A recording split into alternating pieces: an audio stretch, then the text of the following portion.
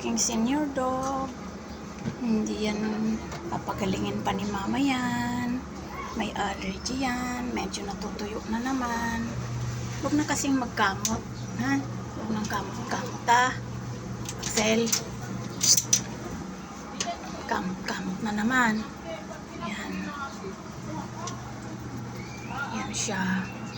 Pabalik-balik ang kanyang allergy. Pabalik-balik din ang gamutan. Ayan ang kanyang gamot. Yan.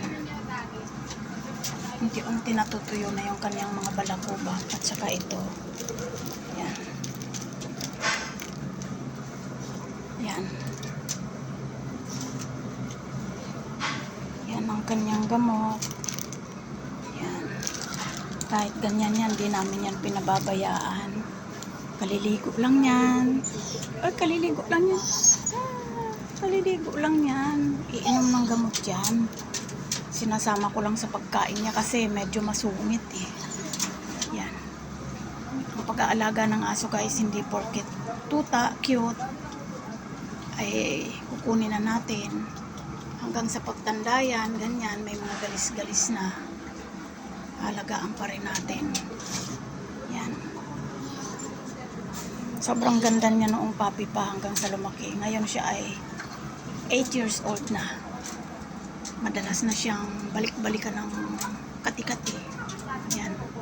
Kaya may mga gamot siya. So, minom na siya ng kanyang vitamins. Sinasama ko na lang sa pagkain niya.